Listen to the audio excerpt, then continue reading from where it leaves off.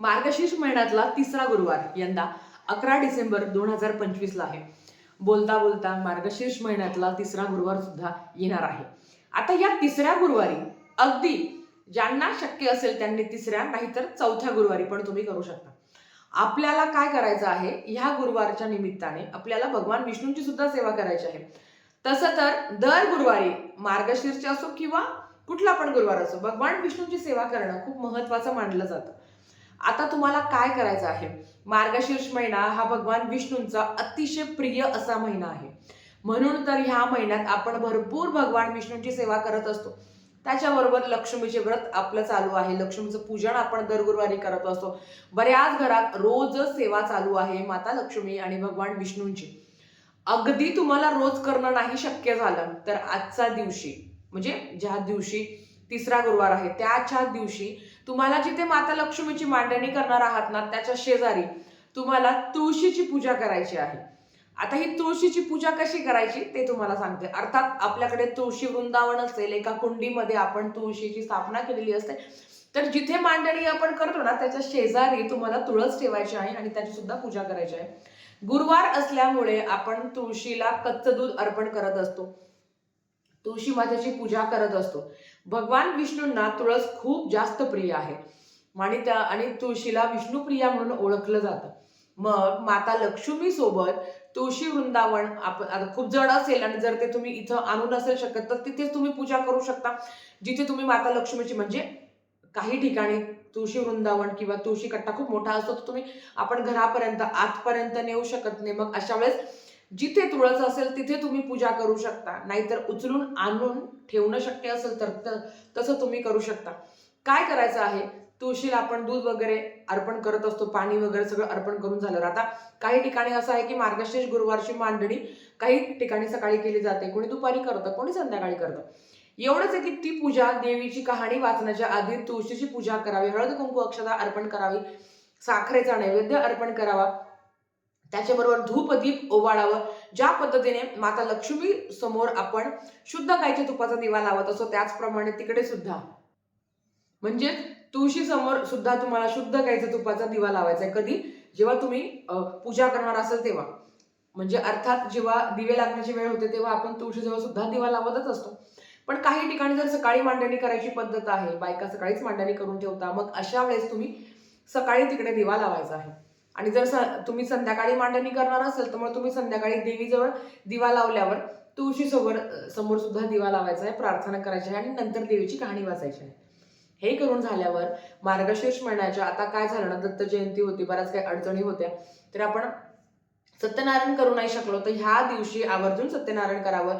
ज्यांना इच्छा आहे त्यांनी आवर्जून करावं आणि ज्यांनी पौर्णिमेला केलं असेल तरी सुद्धा त्यांनी ह्या गुरुवारी, तिसऱ्या आणि चौथ्या दोन्ही गुरुवारी तुम्ही सत्यनारायण करावं. भगवान विष्णूंची आणि माता लक्ष्मीची तुमच्या घरात एकत्रित सेवा घडेल. आपण ज्या पद्धतीने पौर्णिमेचं सत्यनारायण करत असतो त्याच पद्धतीने तुम्हाला याचं सुद्धा सत्यनारायण, म्हणजे असंच तुम्हाला मांडणी करायची. माता लक्ष्मीच्या मांडणी शेजारी भगवान विष्णूंची मांडणी करायची. आता लक्ष्मीच्या शेजारीच करायची, एका जागा असेल तर करावी. बऱ्याच ठिकाणी घर छोटं असतं, मग त्याच्यामुळे तुम्ही दुसरीकडे पण करू शकता. पण शेजारी जर मांडणी करायला जागा असेल तर तुम्ही करू शकता आणि सत्यनारायण करू शकता. आता पौर्णिमेचं सत्यनारायण आपण प्रदोषकाळी करत असतो. इथे तुम्हाला शक्य असेल तर संध्याकाळी तुम्ही सत्यनारायण करा. आणि ज्यांना इच्छा आहे की ताई आता माझं पण राहून गेलं तर मला सुद्धा सत्यनारायण करायचं आहे, जे काही दरवर्षी मी करत असते, तर ह्या वर्षी सुद्धा तिसऱ्या गुरुवारी मी सत्यनारायण करणार आहे, की जेणेकरून ज्या काही मी ज्या वर्षी करत असते, प्रत्येक वर्षी मी जेवढे काही सत्यनारायण करते तेवढं मला करता येईल. मग तुमची पण इच्छा असेल अगदी 1 करा, 3 करा, 5 करा, पण ही सत्यनारायण करा. या मार्गशीर्ष महिन्यातलं सत्यनारायण खूप सुंदर आणि खूप छान सेवा घडते. आता भगवान विष्णू जगाचं आपलं पालन करत असता, म्हणजे तुमचं माझं का नाही करणार, आपलं रक्षण का करणार नाही, आपलं संरक्षण का करणार नाही. आणि अर्थात माता लक्ष्मीला काय आवडतं तर तिला भगवान विष्णूंची सेवा जास्त प्रिय आहे. म्हणून ह्या कालावधीमध्ये तुळशीसोबत आपल्याला, म्हणजे माता लक्ष्मीसोबत तुळशीची तर पूजा करायची आहे, पण सत्यनारायण करायचं आहे. ह्या दिवशी विष्णू सहस्रनाम आणि व्यंकटेश स्तोत्रम, तुळशीची पूजा करून झाल्यावर अगदी सत्यनारायण केलं किंवा आधीच करून झालं आहे तरी सुद्धा तुम्ही व्यंकटेश स्तोत्रम आणि विष्णू सहस्रनाम इतकं दिव्य अनुभव देणारं हे स्तोत्रम आहे. विष्णू सहस्रनाम स्तोत्रम खूप प्रभावी आहे. तुम्ही अगदी वाचायला जरी अवघड असलं, तुम्ही घरात जरी रोज लावून दिलं, त्याची चाल, त्याचं जे काही उच्चार आहे ना, सुरुवातीला वाचायला अडचण होते, समजू शकतं, पण खूप सुंदर आहे ते. आणि आपल्या आयुष्यात सुद्धा ते मंत्र स्तोत्र ऐकून एक सकारात्मक ऊर्जा निर्माण होते. आपला सुद्धा ऑरा खूप जास्त प्रमाणात क्लिअर होतो. म्हणून विष्णू सहस्रनाम फक्त मार्गशीर्ष महिना आहे म्हणून नाही. दररोज तुमच्या घरात विष्णू सहस्रनामाचं पठण किंवा श्रवण झालंच पाहिजे. तुम्ही लगातार जर 3 महिने विष्णू सहस्रनामाचं पठण केलं ना, पठण, श्रवण नाही. श्रवण म्हणजे फक्त आपण ऐकतो. पठण म्हणजे परमेश्वरासमोर बसून, देवासमोर बसून 3 महिने जर तुम्ही ही सेवा केली, तर खूप चांगला अनुभव तुम्हाला बघायला मिळेल. बऱ्याच घरात विष्णू सहस्रनाम रोज ऐकलं जातं आणि याच्यामुळे बायकांना अनुभव सुद्धा आलेले आहे. अर्थात विष्णू सहस्रनाम मोठा आहे म्हणून आपण काय करतो, ऐकतो. त्याच्याबरोबर व्यंकटेश स्तोत्र दररोज 3 वेळा तुम्ही पठण करावं. स्वतःचं घर व्हावं. बऱ्याच काही कमेंट्स येतात की ताई आमचं घर होण्यासाठी काही सेवा सांगा. नक्कीच मी त्याबद्दल व्हिडिओ करेल. पण जर तुम्ही दररोज व्यंकटेश स्तोत्रमचं पठण केलं ना, याचा सुद्धा तुमच्या अडलेल्या अडचणी, तुमच्या जे काही कष्ट आहे, जे काही काम आहे, जे मार्गी लागत नाही आहे, ते सुद्धा मार्गी लागण्यास मदत होईल. एवढं प्रभावी हे विष्णू सहस्रनाम व्यंकटेश स्तोत्रम आहे. विष्णू गायत्री मंत्र, लक्ष्मी गायत्री मंत्र याचं तुम्ही पठण करू शकता. तुम्ही कुंकुमार्चन करू शकता.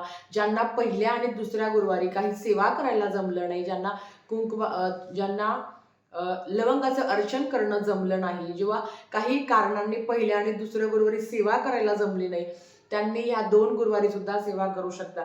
मनात भाव आहे, श्रद्धा आहे, परमेश्वर फक्त भक्तीचा भुकेला असतो. मला माहिती आहे बऱ्याच महिलांचा पहिला गुरुवार गेला, दुसरा गुरुवार गेला, तुम्ही तिसऱ्या गुरुवारी पूजा करू शकता. आता तिसराही गेला तर तुम्ही शेवटच्या गुरुवारी तरी पूजा करू शकता.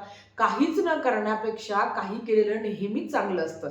म्हणून काही अडचणींमुळे जर तुम्हाला ते करणं शक्य झालं नाही, तर तुम्ही ह्या गुरुवारी 2 गुरुवार तुम्ही करू शकता. आता बऱ्याच ठिकाणी असं असतं की 2 गुरुवार गेले, मग ते आपण पौष महिन्याचे 2 गुरुवार धरता, नंतर उद्यापन करता.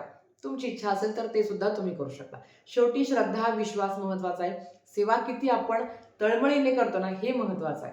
बाकी सगळं काय करता करविता महाराज आहेच. तर आजच्यासाठी फक्त इतकंच. झालेली सेवा स्वामींच्या चरणी मी रुजू करते आणि आजचा व्हिडिओ इथेच थांबवते. आवडला असेल तर लाईक, शेअर, सबस्क्राईब करा. भेटूया परत अशाच एका नवीन व्हिडिओ सोबत. तोपर्यंत श्री स्वामी समर्थ.